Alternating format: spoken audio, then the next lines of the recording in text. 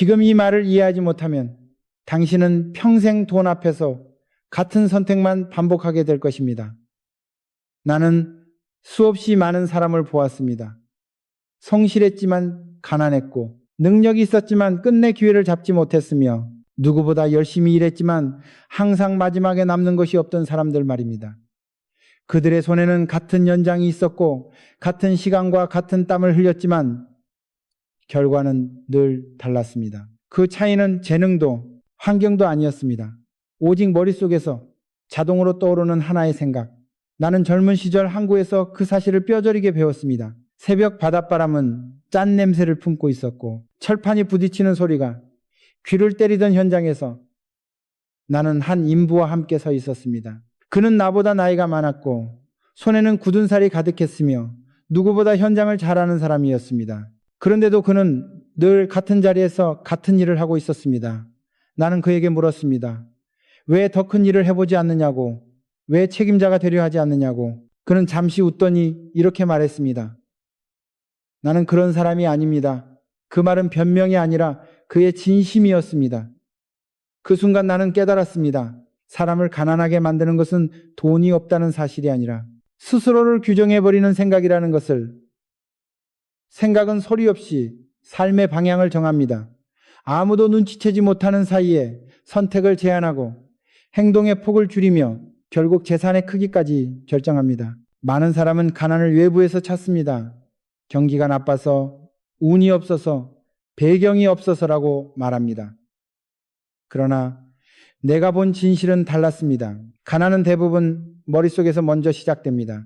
어떤 생각은 위험하다는 표정조차 하지 않고 다가옵니다. 합리적인 척, 겸손한 척, 현실적인 척하며 당신을 설득합니다. 하지만 그 생각을 받아들이는 순간 당신은 이미 한 걸음 물러선 것입니다. 나는 사업을 하며 수없이 무너질 뻔했고 계약이 깨지고 자금이 막히며 모두가 고개를 저을 때도 있었습니다. 그때마다 나를 붙잡아 준 것은 돈도 사람도 아닌 하나의 질문이었습니다. 지금 이 생각이 나를 앞으로 가게 하는가? 아니면 안전하다는 이유로 멈추게 하는가? 이 질문 앞에서 많은 생각이 탈락했습니다. 사람을 가난하게 만드는 생각은 대체로 편안합니다.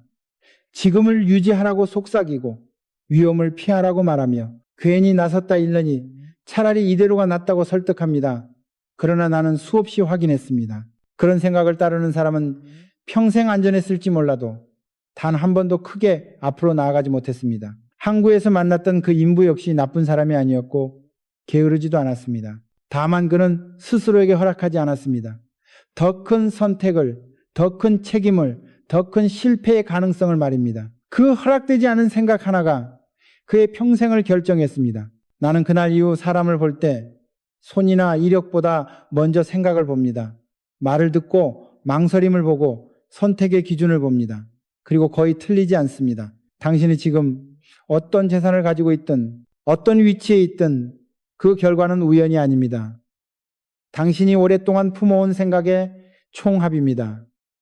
그리고 더 무서운 사실이 하나 있습니다. 대부분의 사람은 자신을 가난하게 만드는 생각이 무엇인지조차 모른 채 살아간다는 것입니다. 바로 그 무의식이 당신의 미래를 조용히 잠식하고 있습니다. 다음 이야기에선 그 첫 번째 생각이 무엇인지, 그리고 그것이 어떻게 당신을 제자리로 묶어두는지 내가 직접 겪은 또 다른 현장에서 분명히 보여드리겠습니다. 사람을 가난하게 만드는 첫 번째 생각은 아주 조용합니다. 이 정도면 충분하다라는 말입니다. 나는 이 말을 수없이 들었습니다. 그리고 그 말이 나온 자리에서 성장은 늘 멈췄습니다. 젊은 시절 한 공장 현장에서의 일입니다. 기계 소음이 끊이지 않았고 기름 냄새가 공기를 눌러앉히던 곳에서 나는 현장 책임자와 마주 앉아 있었습니다. 그는 주어진 생산량을 정확히 맞추는 사람이었고 사고도 없었으며 상부의 평가도 나쁘지 않았습니다. 그래서 그는 늘 말했습니다. 지금 방식이면 충분합니다. 더 바꾸면 위험합니다. 나는 그에게 물었습니다. 만약 주문이 2배로 늘어나면 어떻게 할 것인가? 만약 해외에서 더 까다로운 요구가 들어오면 준비가 되어 있는가? 그는 잠시 계산기를 두드리더니 고개를 저었습니다. 그건 우리 몫이 아닙니다. 그 말 속에는 현실적인 판단처럼 보이는 안도감이 들어 있었습니다. 하지만 나는 그 안도감이 얼마나 비싼 대가를 요구하는지 알고 있었습니다. 충분하다는 생각은 현재를 지키는 데는 도움이 되지만 미래를 준비하는 데는 독입니다. 그 생각을 받아들이는 순간 사람은 스스로에게 질문하지 않게 됩니다. 더 나은 방법은 없는가? 더 큰 책임을 감당할 수는 없는가? 이 질문들이 사라진 자리에 반복만 남습니다. 나는 그 공장을 떠나며 이미 결과를 보았습니다. 몇 년 뒤 그 자리는 다른 회사로 넘어갔고 더 큰 주문을 감당할 준비가 되어 있던 곳이 그 기회를 가져갔습니다. 충분하다고 말하던 사람은 여전히 성실했지만 더 이상 선택받지 못했습니다. 많은 사람은 충분함을 겸손으로 착각합니다. 욕심을 부리지 않는 태도라고 스스로를 위로합니다. 그러나 내가 말하는 충분함은 겸손이 아닙니다. 그것은 성장을 포기하는 가장 안전한 변명입니다. 나는 사업을 하며 늘 불안했습니다. 이 정도면 되었다고 말하고 싶은 순간이 수없이 찾아왔습니다. 자금이 조금 숨통이 트일 때, 계약이 안정적으로 이어질 때, 그때마다 마음 한구석에서 속삭임이 들렸습니다. 이제 좀 쉬어도 되지 않겠느냐고. 하지만 나는 그때마다 멈추지 않았습니다. 더 나아가기 위해서가 아니라 멈추는 순간 다시 뒤로 밀릴 것을 알았기 때문입니다. 시장은 가만히 있는 사람을 기다려주지 않습니다. 충분하다는 생각은 개인에게만 머무르지 않습니다. 조직 전체를 느리게 만들고 판단을 둔하게 만들며 결국 기회를 놓치게 합니다. 현장에서 일하는 사람들은 위에서 멈추면 아래도 멈춘다는 사실을 잘 압니다. 충분하다고 말하는 순간 질문이 사라지고 질문이 사라지면 개선도 사라집니다. 나는 수많은 회의실에서 이 장면을 보았습니다. 모두가 고개를 끄덕이며 지금도 괜찮다고 말할 때 나는 일부러 불편한 질문을 던졌습니다. 왜 지금에 만족하는가? 무엇을 두려워하는가? 실패인가? 책임인가? 아니면 변화를 감당할 용기인가? 이 질문에 답하지 못하는 사람은 결국 선택의 순간에서 물러섰습니다. 가난은 이렇게 시작됩니다. 큰 실패가 아니라 작은 안도의 반복으로 말입니다. 충분하다는 생각은 당신을 당장 굶기지 않습니다. 그래서 더 위험합니다. 서서히 선택의 폭을 줄이고 도전의 근육을 약화시키며 결국 새로운 기회 앞에서 한 발 늦게 만듭니다. 나는 단호하게 말합니다. 충분하다고 느끼는 순간이야말로 다시 점검해야 할 때입니다. 지금의 기준이 과거의 연장인지 미래를 준비하는 기준인지 말입니다. 만약 당신의 충분함이 안전만을 위한 것이라면 그것은 이미 당신을 가난한 방향으로 돌려놓고 있습니다. 그러나 이것은 시작에 불과합니다. 다음 이야기에서는 이 충분함보다 더 강력하게 사람을 묶어두는 또 하나의 생각, 실패를 대하는 태도가 어떻게 인생의 크기를 결정하는지, 내가 계약이 무너진 현장에서 무엇을 선택했는지 분명히 이야기하겠습니다. 사람을 가난하게 만드는 두 번째 생각은 실패하면 끝이라는 공포입니다. 이 생각은 충분함보다 더 강력하게 사람의 발목을 잡습니다. 왜냐하면 이 공포는 합리라는 옷을 입고 당신을 설득하기 때문입니다. 나는 해외 출장길에서 그 공포의 얼굴을 똑똑히 보았습니다. 낯선 공항의 차가운 공기와 낮은 천장의 회의실, 통역의 숨소리마저 긴장으로 굳어있던 자리에서 우리는 마지막 계약을 기다리고 있었습니다. 서류는 거의 마무리된 듯 보였고 숫자도 나쁘지 않았습니다. 그런데 상대 측 책임자가 조용히 서류를 덮으며 말했습니다. 본사 방침이 바뀌었다고 이번 건은 여기까지라고. 그 순간 방 안의 공기가 무너졌습니다. 함께 온 동료의 손이 떨렸고 누군가는 고개를 숙였습니다. 실패라는 단어가 아무 말 없이 그 자리를 지배했습니다. 많은 사람은 이때 생각합니다. 여기서 더 나서면 체면을 잃을 수 있다. 이미 한번 거절당했으니 물러나는 게 낫다. 실패는 감당할 수 없는 상처가 된다고 말입니다. 나 역시 그 생각을 느꼈습니다. 심장은 빨라졌고 계산은 머릿속을 어지럽혔습니다. 하지만 나는 그 순간 스스로에게 질문했습니다. 이 실패가 끝인가? 아니면 다음 선택의 재료인가? 대부분의 사람은 실패를 결과로 받아들입니다. 그래서 도망칩니다. 그러나 나는 실패를 과정으로 봅니다. 실패를 겪었다는 사실보다 더 중요한 것은 실패 앞에서 어떤 태도를 취했는가입니다. 그 회의실에서 나는 물러나지 않았습니다. 조건을 다시 물었고 왜 방침이 바뀌었는지, 무엇이 불안한지, 우리가 바꿀 수 있는 것은 무엇인지 집요하게 파고들었습니다. 분위기는 더 차가워졌고 동료들은 눈빛으로 신호를 보냈습니다. 그만하자는 신호였습니다. 하지만 나는 알았습니다. 여기서 멈추는 순간 이 실패는 진짜 끝이 된다는 것을. 결국 그날 계약은 성사되지 않았습니다. 숫자만 보면 실패였습니다. 그러나 그 자리에서 나는 중요한 것을 얻었습니다. 상대가 무엇을 두려워하는지, 어디에서 결정을 미루는지, 누가 실제로 책임을 지는지 말입니다. 그 정보는 다음 선택의 무기가 되었습니다. 실패를 끝으로 보는 사람은 아무것도 얻지 못하고 실패를 과정으로 보는 사람은 다음 문을 엽니다. 많은 사람은 실패를 두려워한다고 말하지만 사실은 실패가 아니라 실패 이후의 시선을 두려워합니다. 무능해 보일까봐, 판단을 잘못한 사람으로 남을까봐, 그래서 안전한 선택만 반복합니다. 그러나 나는 수없이 확인했습니다. 안전한 선택을 반복한 사람은 단 한 번도 큰 기회를 잡지 못했습니다. 실패는 사람을 가난하게 만들지 않습니다. 실패를 회피하는 태도가 사람을 가난하게 만듭니다. 도전하지 않은 사람은 잃을 것도 없지만 얻을 것도 없습니다.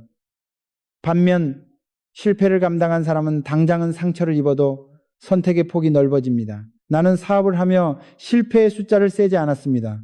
대신 실패 뒤에 남은 판단의 질을 봤습니다. 같은 실패를 반복하는가? 아니면 다른 질문을 던지는가? 그 차이가 몇 년 뒤에 재산과 위치를 갈랐습니다. 많은 이들은 실패를 인생의 낙인처럼 여깁니다.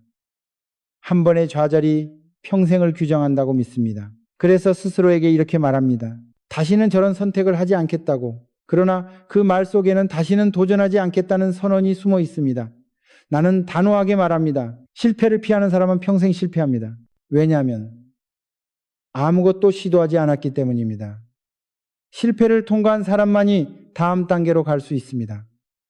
그 회의실을 나서며 나는 이미 알고 있었습니다. 오늘의 실패는 끝이 아니며 진짜 차이는 이제부터 만들어질 것이라는 사실을, 그리고 이 실패보다 더 깊게 사람을 가난하게 만드는 또 하나의 생각이 있다는 것도 말입니다. 다음 이야기에서는 돈 자체를 두려워하고 멀리하는 사고가 어떻게 기회를 스스로 밀어내는지 내가 은행 상담실에서 들은 한마디를 통해 분명히 보여드리겠습니다. 사람을 가난하게 만드는 세 번째 생각은 돈을 위험하거나 부정한 것으로 여기며 무의식적으로 거리를 두는 태도입니다. 이 생각은 겉으로는 도덕적이고 깨끗해 보이지만 실제로는 기회를 가장 빠르게 밀어내는 장벽이 됩니다.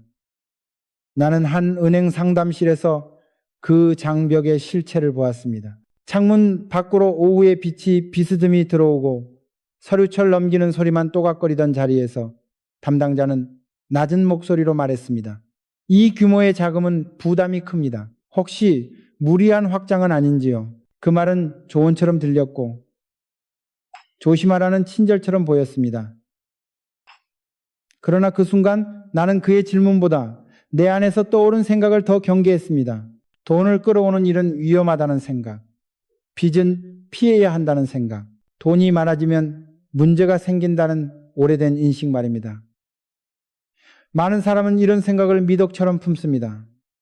나는 욕심이 없다고, 나는 깨끗하게 살고 싶다고 말합니다. 하지만 사업에서 돈은 도덕의 반대편에 있는 것이 아니라 책임의 다른 이름입니다. 돈을 멀리하는 순간 책임도 함께 멀어집니다. 그 상담실에서 나는 분명히 느꼈습니다. 돈을 두려워하는 태도는 결정을 늦추고, 결정을 늦추는 태도는 기회를 다른 사람에게 넘긴다는 사실을 말입니다. 나는 담당자에게 다시 물었습니다.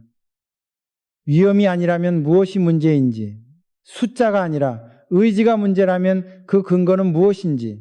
그의 표정은 흔들렸고 답변은 모호해졌습니다. 그때 나는 확신했습니다. 많은 경고는 실제 위험이 아니라 책임을 회피하기 위한 언어라는 것을. 돈을 나쁘게 보는 생각은 이런 경고를 무비판적으로 받아들이게 만듭니다. 그리고 스스로에게 이렇게 말하게 합니다. 역시 나는 이런 세계와 맞지 않는 사람이라고. 그렇게 한 걸음 물러섭니다. 나는 젊은 시절 돈이 없어서가 아니라 돈을 다루는 법을 몰라서 더 많은 시간을 잃었습니다. 돈을 잡으려 하면 더러워질 것 같았고 실패하면 낙인이 찍힐 것 같았기 때문입니다. 그러나 현장에서 배웠습니다. 돈은 도망치는 사람을 쫓지 않습니다. 필요로 하는 사람에게만 옵니다. 그리고 필요하다는 것은 감당할 준비가 되어 있다는 뜻입니다. 돈을 악으로 규정하는 순간 당신은 준비되지 않은 사람이 됩니다. 준비되지 않은 사람에게 기회는 오지 않습니다. 은행 상담실을 나와 복도를 걸으며 나는 스스로에게 말했습니다. 돈을 피하지 말자. 다만 돈에 휘둘리지 말자고. 이 차이를 이해하지 못하는 사람은 평생 두 극단을 오갑니다.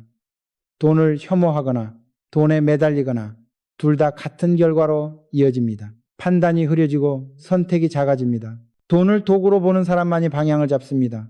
도구를 두려워하지 않되 목적을 잃지 않는 사람만이 큰 결정을 내립니다. 나는 이후 수많은 자금 협상에서 같은 장면을 보았습니다. 누군가는 도덕을 말하며 물러섰고 누군가는 책임을 말하며 앞으로 나아갔습니다. 결과는 늘 같았습니다. 물러선 사람은 안심했지만 남은 것이 없었고 나아간 사람은 불안했지만 판을 바꿀 기회를 얻었습니다. 가난은 돈이 없어서 시작되지 않습니다. 돈을 대하는 태도에서 시작됩니다. 돈을 두려워하는 생각은 당신을 보호하는 것처럼 보이지만 실제로는 선택을 마비시킵니다.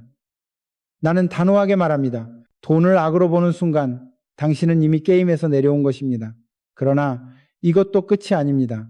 다음 이야기에서는 돈보다 더 깊숙이 사람을 묶어두는 생각, 스스로를 한 문장으로 규정해버리는 위험한 자기선언이 어떻게 가능성을 닫아버리는지, 공장 한복판에서 밤을 새우던 엔지니어와의 대화를 통해 분명히 보여드리겠습니다. 사람을 가난하게 만드는 네 번째 생각은 스스로를 한 문장으로 규정해버리는 습관입니다.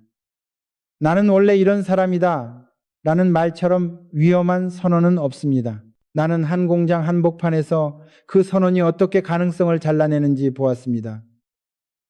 밤이 깊어 기계의 진동만 남아있던 시간, 금속 냄새와 뜨거운 공기가 뒤섞인 현장에서 설비가 멈췄고 모두의 얼굴에 피로가 쌓여 있었습니다. 책임 엔지니어가 다가와 말했습니다.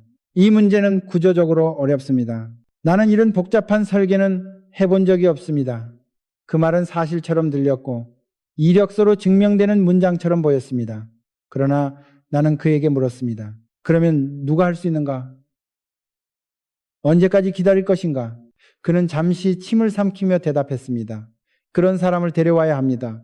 나는 고개를 저었습니다. 지금 이 공장에 있는 사람이 해야 합니다. 지금 이 순간에 말입니다.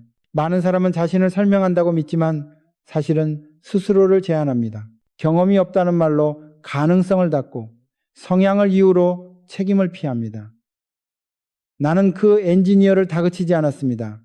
대신 함께 설비를 뜯어보며 질문을 바꿨습니다. 왜 여기서 막히는가? 어떤 조건이 충족되면 움직이는가? 무엇을 바꾸면 위험이 줄어드는가? 질문이 바뀌자 그의 표정도 바뀌었습니다. 자신이 못하는 이유를 설명하던 사람이 할 수 있는 조건을 찾기 시작했습니다. 새벽이 가까워질 무렵 그는 말했습니다. 해본 적은 없지만 시도는 해볼 수 있습니다. 그 문장은 그의 인생에서 가장 중요한 전환이었습니다. 나는 수없이 이런 장면을 봤습니다. 사람을 가난하게 만드는 것은 능력의 부족이 아니라 자기 규정입니다.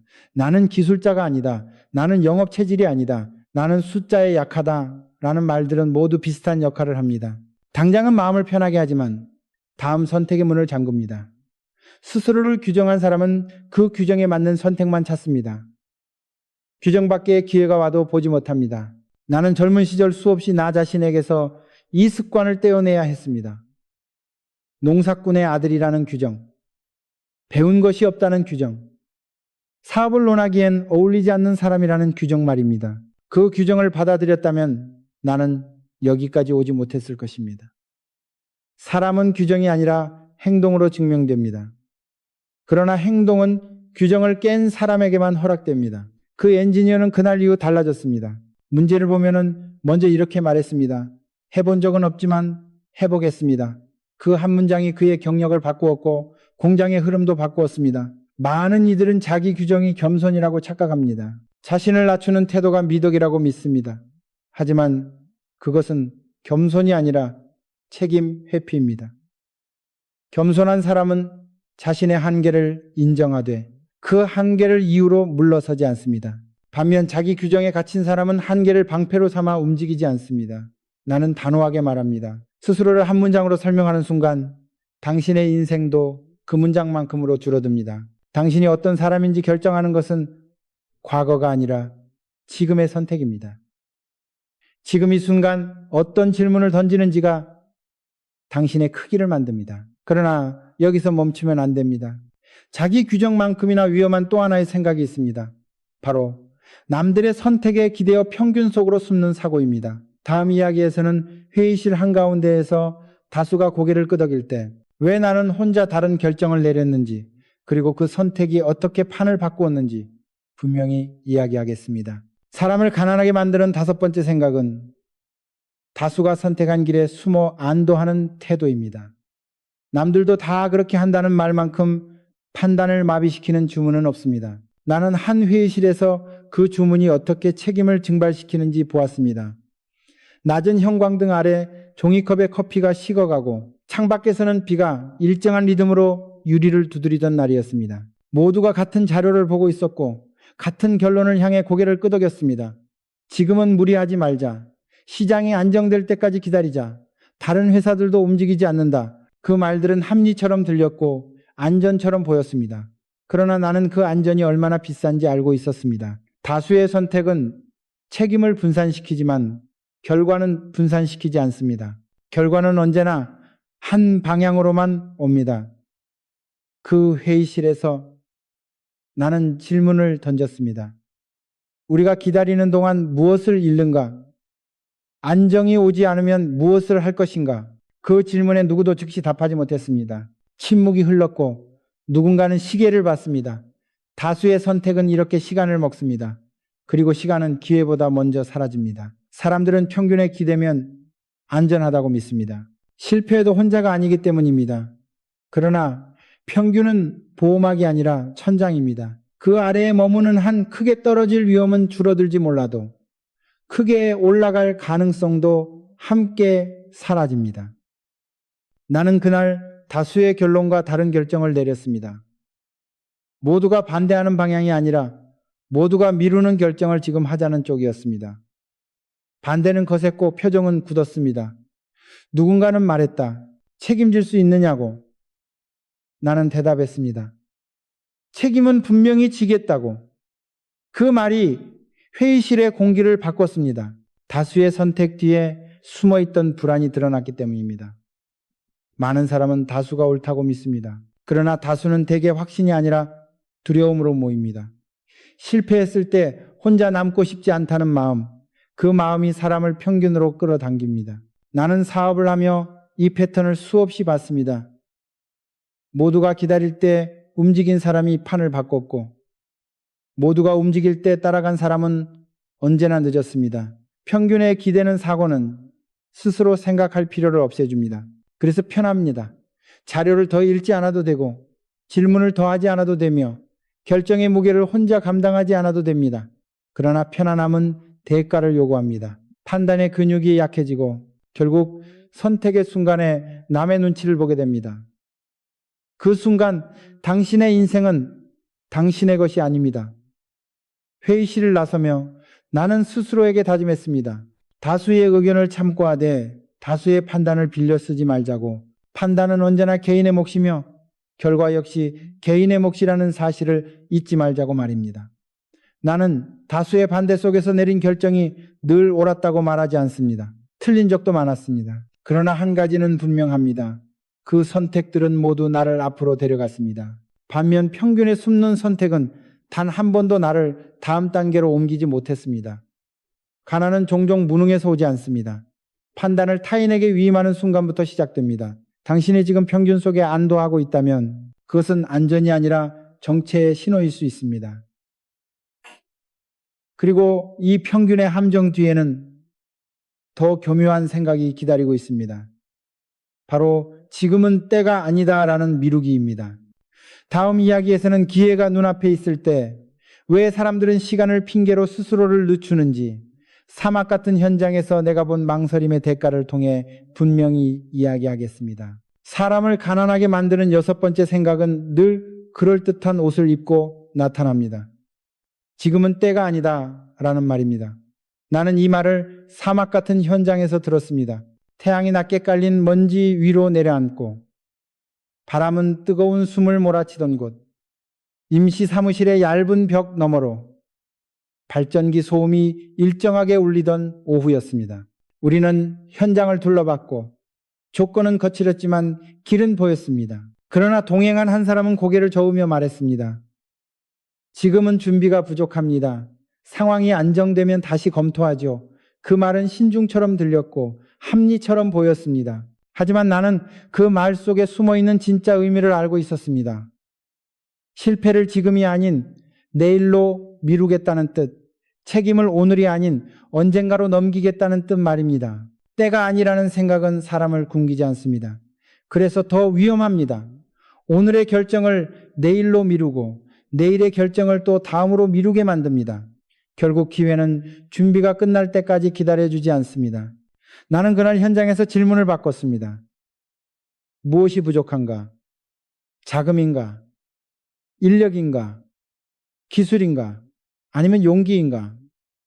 대답은 분명하지 않았습니다. 부족하다는 말만 반복되었습니다. 나는 단호하게 말했습니다. 준비는 결정 뒤에 온다고, 결정 없이 준비는 끝나지 않는다고 말입니다.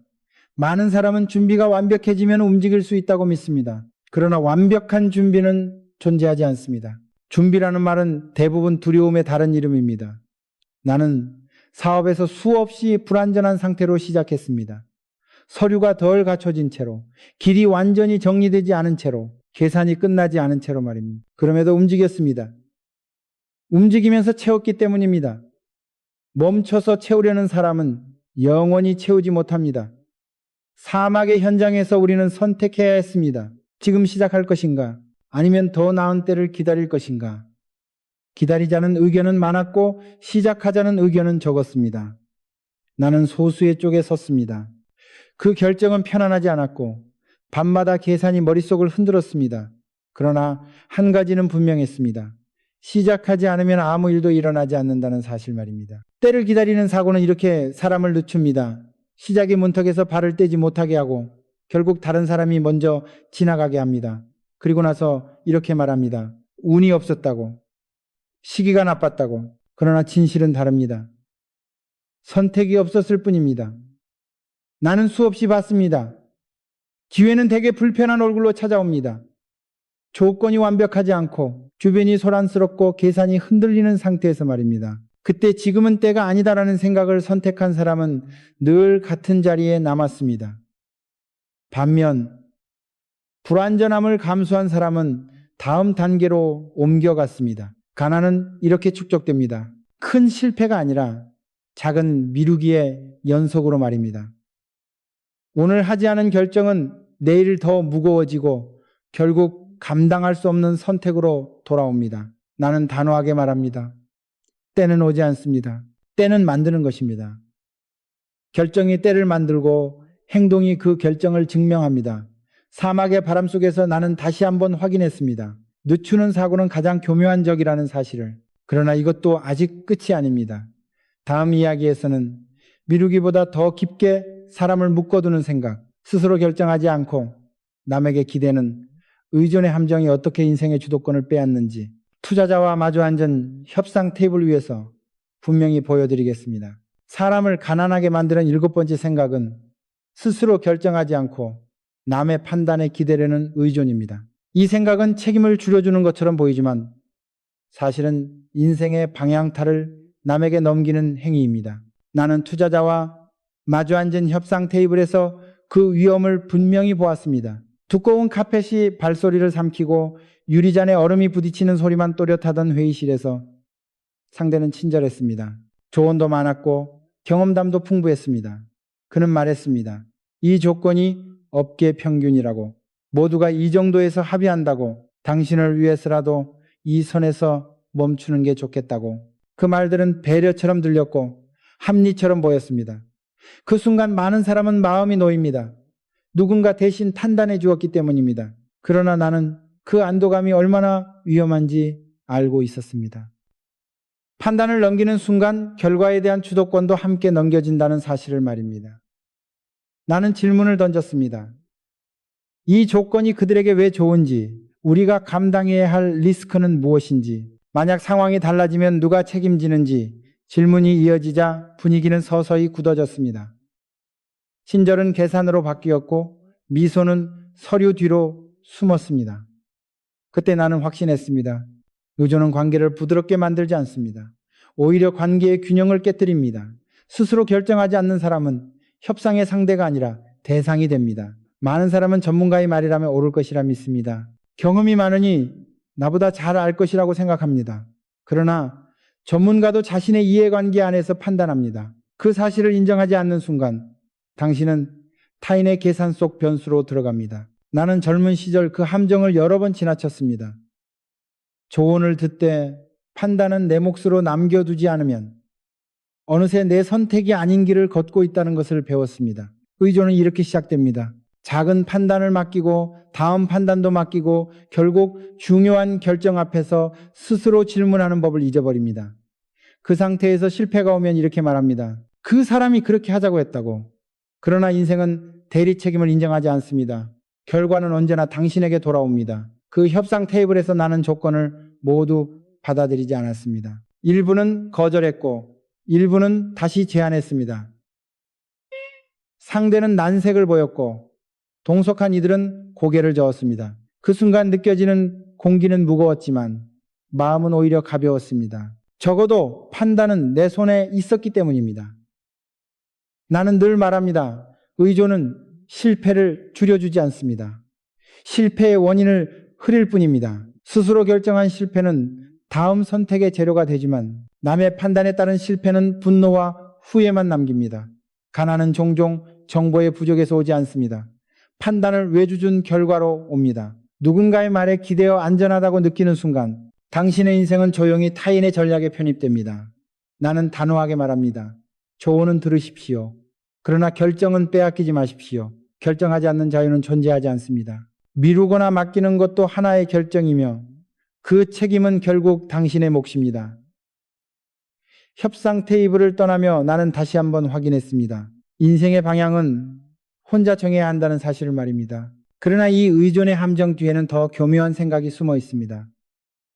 바로 모든 결과를 운으로 돌려버리는 체념입니다. 다음 이야기에서는 연속된 악재 앞에서 사람들이 어떻게 생각을 멈추고 가난을 완성시키는지, 그리고 내가 그 체념을 어떻게 끊어냈는지 분명히 이야기하겠습니다. 사람을 가난하게 만드는 8번째 생각은 모든 결과를 운으로 돌려버리는 체념입니다. 이 생각은 겸손처럼 보이지만 사실은 사고를 멈추게 하는 가장 편한 변명입니다. 나는 연속된 악재가 겹치던 시기에 그 체념의 얼굴을 똑바로 보았습니다. 전화기는 하루에도 몇 번씩 울렸고 보고서는 수정될수록 숫자가 얇아졌으며 창밖의 하늘은 잿빛으로 가라앉아 있었습니다. 거래처는 약속을 미뤘고 자금은 숨을 고르듯 들어왔다. 나갔습니다. 그때 주변에서는 이런 말이 오갔습니다. 요즘 운이 안 좋다. 때가 아니다. 어쩔 수 없다. 그 말들은 서로를 위로했지만 동시에 질문을 죽였습니다. 왜 이런 일이 생겼는지, 우리가 통제할 수 있는 것은 무엇인지, 다음 선택은 무엇이어야 하는지 말입니다. 운으로 돌리는 순간 사람은 분석을 멈춥니다. 분석을 멈추는 순간 개선도 멈춥니다. 그리고 개선이 멈춘 자리에는 반복이 남습니다. 나는 그때 일부러 종이를 꺼내 하나씩 적었습니다. 우리가 잘못 본 가정은 무엇인가? 늦어진 판단은 어디였는가? 너무 쉽게 믿은 약속은 무엇이었는가? 이 질문들은 위로가 되지 않았지만 방향을 주었습니다. 많은 사람은 악재 앞에서 이렇게 말합니다. 내가 뭘 해도 안 되는 때가 있다고. 그러나 나는 수없이 확인했습니다. 안 되는 때처럼 보이는 순간에도 선택은 존재합니다. 그 선택을 보지 않으려고 운이라는 말을 꺼내는 것입니다. 운을 말하는 사람은 대개 같은 패턴을 반복합니다. 같은 방식으로 준비하고 같은 기준으로 결정하며 결과가 나쁘면 다시 운을 탓합니다. 그렇게 사고는 원을 그리며 제자리로 돌아옵니다. 나는 현장에서 그 차이를 분명히 봤습니다. 같은 악재를 맞아도 어떤 이는 구조를 바꾸고 어떤 이는 계약 조건을 재정의했으며 어떤 이는 사람을 바꿨습니다. 그리고 어떤 이는 고개를 저으며 말했습니다. 운이 없었다고. 결과는 오래지 않아 갈렸습니다. 체념한 사람은 다음 기회가 와도 반응하지 못했고 질문을 던진 사람은 불리한 상황에서도 출구를 찾았습니다. 나는 단호하게 말합니다. 운은 결과의 이름이지 원인이 아닙니다. 원인은 언제나 선택과 준비와 판단에 있습니다. 물론 통제할 수 없는 요소는 존재합니다. 그러나 그것을 이유로 생각을 멈추는 순간 통제 가능한 것까지 함께 포기하게 됩니다. 가난은 이렇게 완성됩니다. 실패를 분석하지 않고 운으로 봉인하는 순간 말입니다. 그 봉인은 마음을 편하게 하지만 미래를 가둡니다. 나는 그 시기를 지나며 하나의 원칙을 세웠습니다. 악재가 오면 먼저 구조를 의심하고 다음으로 판단의 기준을 점검하며 마지막으로 행동의 속도를 조정한다는 원칙입니다. 이 순서를 지키면 운이라는 말은 설 자리를 잃습니다. 대신 다음 수가 보입니다. 체념은 인간적일 수 있지만 사업과 인생에서는 치명적입니다. 체념한 순간 사람은 더 이상 주체가 아닙니다. 상황의 구경꾼이 됩니다. 그리고 구경꾼에게는 보상이 오지 않습니다. 나는 수없이 말해왔습니다. 결과를 탓하지 마십시오. 선택을 돌아보십시오. 그 선택을 바꿀 수 있다면 다음 결과도 바꿀 수 있습니다. 연속된 악재 속에서 나는 다시 한번 확신했습니다. 사람을 가난하게 만드는 것은 불운이 아니라 사고를 멈추는 태도라는 사실을. 그러나 아직 끝이 아닙니다. 이 모든 생각들을 하나로 묶어 최종적으로 가난을 완성시키는 마지막 생각이 남아 있습니다. 다음 이야기에서는 생각 자체를 대수롭지 않게 여기는 무의식이 어떻게 앞선 모든 함정을 작동시키는지, 그리고 내가 그 무의식을 어떻게 끊어냈는지 마지막으로 분명히 이야기하겠습니다. 사람을 가난하게 만드는 9번째이자 가장 위험한 생각은 중요하지 않다는 무의식입니다.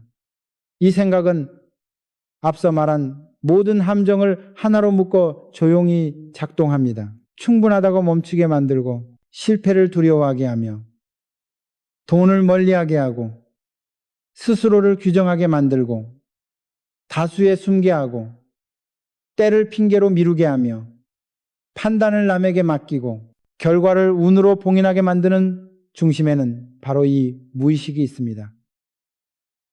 생각을 대수롭지 않게 여기는 순간 사람은 선택을 가볍게 여기고 선택을 가볍게 여기는 순간 인생의 무게는 타인이 대신 결정합니다. 나는 강당에서 연설을 하던 어느 날 그 사실을 다시 확인했습니다.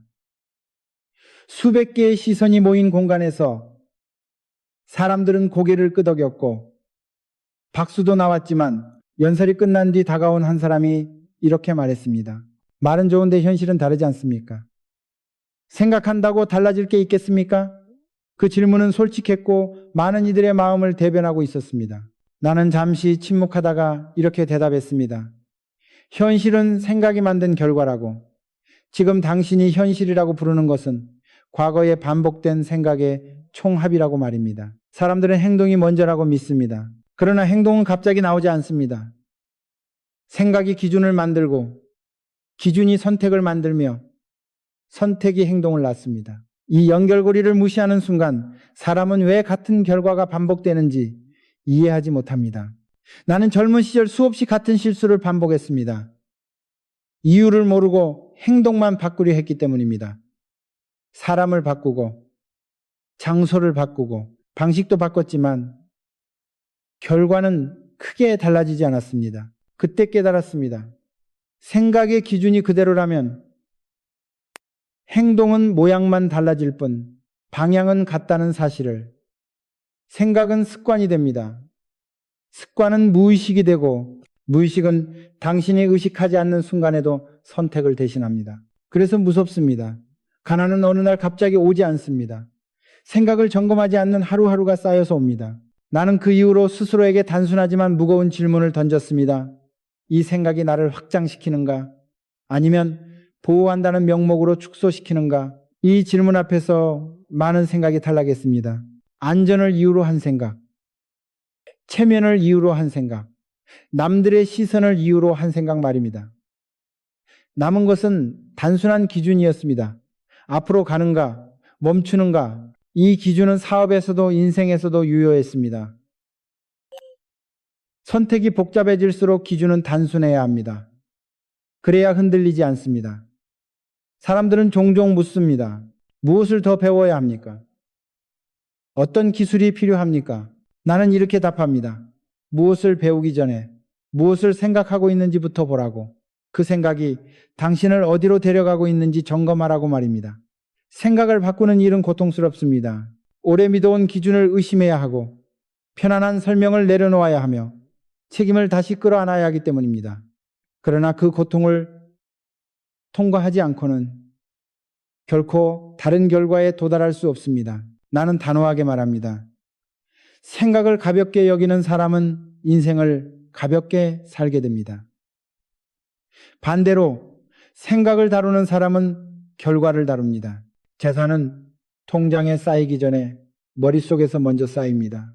당신이 오늘 어떤 생각을 선택하느냐에 따라 내일의 선택이 달라지고 그 선택이 몇 년 뒤에 위치를 결정합니다. 이것이 내가 평생 현장에서 확인한 진실입니다. 끝까지 들어주셔서 감사합니다. 이 말이 당신의 선택을 바꾸는 작은 계기가 되길 바랍니다. 다음 이야기에서는 생각을 행동으로 고정시키는 결정의 순간에 대해 더 중요한 진실을 전하겠습니다.